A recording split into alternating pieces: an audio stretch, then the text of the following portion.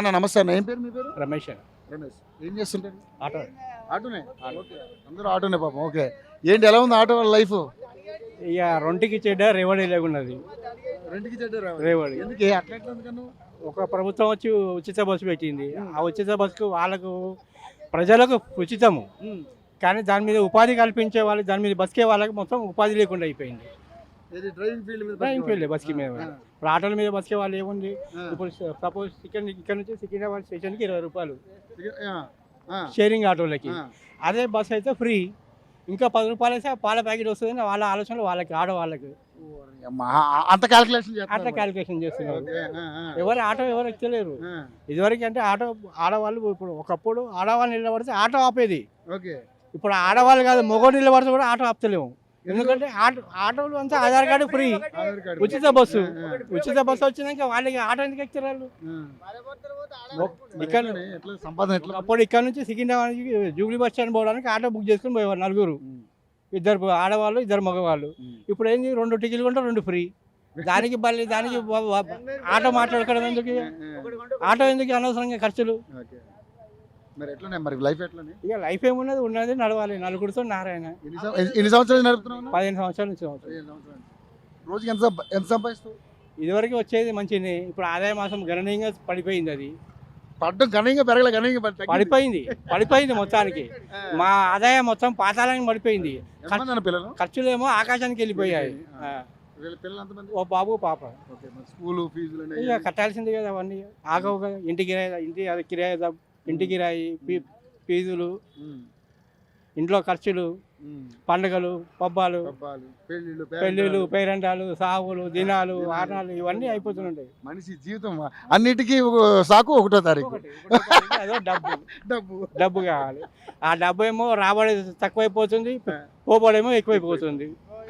కానీ బాబాయ్, ఇప్పుడు గవర్నమెంట్ వచ్చింది, మరి ఆటో వాళ్ళకి 12,000 ఏది ఇస్తా అందించిందా?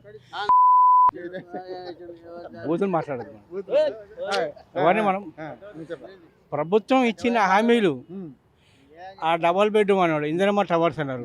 ఆ ఇందిరమ్మ టవర్స్ మీ ఆగస్టు 11వ తారీఖు ఈ సేవలు అప్లై చేద్దామని పోయినాం.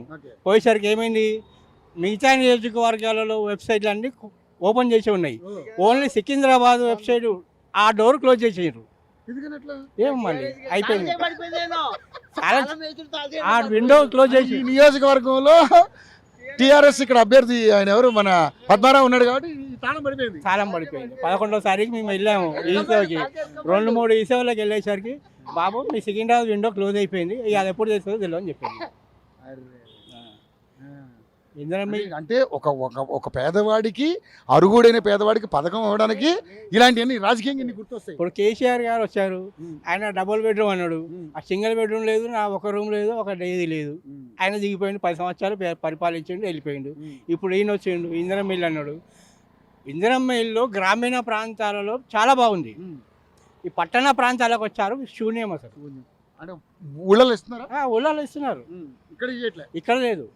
ఎందుకని కారణం ఏంటంటే, ఇప్పుడు కారణం ఏంటంటే గత ప్రభుత్వము కట్టిన డబల్ బెడ్రూమ్లని వాటిని నవీకరించి కొన్ని రిపేర్లు చేసి కొన్ని ఆధునీకరించి మళ్ళీ దాన్ని డబల్ ఇంధన పెళ్ళికి ఇవ్వాలి. కానీ అది ఇంకా జరగలేదు, ఇంకా జరగట్లేదు. అది ఎప్పుడు చేస్తూ తెలియదు. ఏ ప్రభుత్వం నచ్చింది? గత ప్రభుత్వం నచ్చింది, ఇక ప్రభుత్వాలు అంటే వస్తూనే పోతుంటాయి, నచ్చేది ఏమి ఉండదు దీంట్లో. పరిపాలన విషయాలు అంటే అన్ని ప్రభుత్వాలు అలా ఉన్నాయి, కాకపోతే ఒక బీఆర్ఎస్ ఒకటి మంచిగా అనిపిస్తుంది, పర్లేదు అనిపిస్తుంది. సార్, మరి బీఆర్ఎస్ చూశారు, కాంగ్రెస్ చూస్తున్నారు, బీజేపీకి ఏం ఛాన్స్ ఉండదు? బీజేపీకి పార్టీ ఉంది, సరైన నాయకత్వం లేదు దానికి. నాయకత్వం లేదు. కిషన్ రెడ్డి వీళ్ళంతా నాయకులు ఉన్నారు, మీ ఎంపీ ఆయన కింది స్థాయి నాయకులు లేరు. కార్పొరేటర్ సంబంధించి లేరు, ఎమ్మెల్యే క్యాండిడేట్ లేరు. మరి ఇప్పుడు జిహెచ్ఎంసీ ఎన్నికలు ఎలా ఉండబోతుంది? జిహెచ్ఎంసీ ఎన్నికలు చెప్పలేము, అది ఎవరు గెలుస్తారు? అది ఎవరికి ఏం చెప్పలేము. ఇప్పుడు మనం ఇప్పుడు అందులో ఇప్పుడు కార్పొరేషన్ 3 కార్పొరేషన్ చేశారు. అవును, జిహెచ్ఎంసీ పెరిగినాయి, మల్కాజ్గిరి అయిపోయింది, ఇప్పుడు సైబరాబాద్ అయిపోయింది. కార్పొరేటర్ కూడా పెరుగుతారు, కార్పొరేటర్ కూడా పెరుగుతారు. అంటే నేను అనేది 3 పార్టీలు ఉన్నాయి కాబట్టి ఎవరు మేయర్ అయ్యే అవకాశం ఉంటుంది? మేయర్ అయ్యే అవకాశం ఇప్పుడు ఏం చెప్పలేము. ఇప్పుడు ఇదంతా ట్రయాంగిల్ ఉన్నది. ఇప్పుడు అంతేనా? అంతే. చెప్పలేమంటారా? ఒక్కడు ఇప్పుడు ఏం చెప్పలేము. అసలు ఎవరు ఇప్పుడు విద్య ఎవరికి ఉంటుంది? విద్య అంటే ఇప్పుడు అధికార కాంగ్రెస్కి ఉంటుంది. ఇక్కడ ఏ ప్రభుత్వం అయినా కూడా అధికార పార్టీకే. ఇప్పుడు ప్రభుత్వంలో ఎవరైనా ఉండని, ప్రజలకు కావాల్సింది పనులు కావాలి. వాడు ఏ పార్టీ అయితే వాళ్ళకి సంబంధం లేదు. అధికారంలో ఎవరు ఉంటారో వాళ్ళకే ఓటేస్తారు. కరెక్ట్, చాలా బాగా చెప్పావు. Very nice. ముఖ్యంగా మీరు సరే ఆటోలు మీ బతుకు చాలా కష్టంగా ఉంది. మరి 6 గ్యారెంటీలలో బస్సు ఫ్రీ పెట్టారు, తర్వాత 200 యూనిట్లు కరెంట్ ఫ్రీ వస్తుంది. వస్తుంది. గృహజ్యోతి పథకం కింద 200 యూనిట్లు. మరి గ్యాస్ వస్తుందా? గ్యాస్ రావట్లేదు, అది లింకేజ్ రావట్లేదు. గ్యాస్ దగ్గర వచ్చే జిఎస్ఎం దగ్గర కూడా జిఎస్ఎం దగ్గర గ్యాస్ ఇవన్నీ ఎందుకనే వదిలేసాము. అంతే. మహిళలకి 2,500 అది ఇంకా రాలేదు, ఇంకా ఇంప్లిమెంట్ చేయలేదు. కొత్త రేషన్ కార్డులు ఏమైనా వచ్చినాయి? కొత్త రేషన్ కార్డు అంటే మాకేం లేదు, ఆగస్టు 15 రోజులు మాకున్న పాత కార్డే ఉన్నది అంతే. అంతే. మాకేం కొత్త కార్డు వస్తున్నాయి. వస్తుంది సన్నబియ్యం. మరి ముఖ్యంగా పెద్దవాళ్ళకి 4,500 అన్నారు, 4,000 అన్నారు, వస్తుందా? మాకు ఇంట్లో పెద్దవాళ్ళు వాళ్ళు పెన్షన్ విషయంలో పెన్షన్ 6 గ్యారెంటీలు కొన్ని అమలు అవుతున్నాయి, కొన్ని అమలు అవుతున్నాయి. కాదు అన్ని అమలు చేయాలంటే కూడా ఆర్థిక భారం. ఇది కేసీఆర్ చేసినప్పటికీ ఇప్పుడు గత ప్రభుత్వం 2 లక్షల కోట్లు పెట్టి కాళేశ్వరం కట్టారు. అది ఎవరికి ఉపయోగపడుతుందో ఎవరికి తెలియదు. ఇప్పుడు దాన్ని కట్టిన అప్పులకు వడ్డీలు మాత్రం ఇప్పుడు ఏ ప్రభుత్వమైనా కూడా అదే ఆర్థిక భారాన్ని మనం మోయాలంతే. ఆయనేమో ఏది కాటన్ ధర లెక్క కాళేశ్వరం కట్టేసి వదిలేసిండు.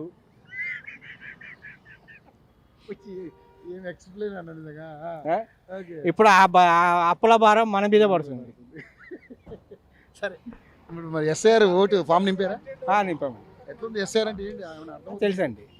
ఇప్పుడు మామూలుగా నాకే బై మిస్టేక్లో 2 ఓట్లు ఉన్నాయి, ఒకటే ఇంటి నెంబర్ మీద.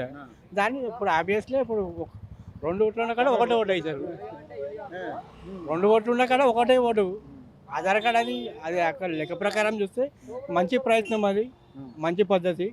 మీరు స్వాగతిస్తారా? స్వాగతిస్తాం. దానికి ఎస్ఐఆర్ స్వాగతిస్తాం. దొంగోట్లు పోతాయి. 2-3 ఓట్లు ఉన్నాయి. కొంతమందికి ఇక్కడ ఓట్లు ఉన్నది, కొంతమంది ఊర్లో ఓట్లు ఉన్నది, కొంతమందికి ఎక్కడ కిరాయకుండా అక్కడ ఓట్లు రాపించుకున్నారు. అంటే అలాంటి ఓట్లు ఉండొద్దు. మనిషి అన్నప్పుడు ఒకటే ఓటు ఉండాలి. కానీ మరి ముఖ్యంగా మీరు ఇప్పుడు ఏదో ఆటో బంద్ అంటున్నారు, ఇది 24వ తారీఖు. అవునండి. దేనికోసం చేస్తారు? ఇప్పుడు ఆటో రంగ సమస్యల మీద 24 తారీఖు నుంచి నిరోధిక బంద్ చేద్దామని చూస్తున్నారు. నిరోధిక అంటే ఒక్కరోజు బంద్ ఎట్లనే మనకి 4-5 రోజులు బంద్ అయితే చాలా ఇబ్బంది కాదు అనిపిస్తుంది. బంద్ అన్నప్పుడు అందరు సహకరించాలి. ఓకేనా?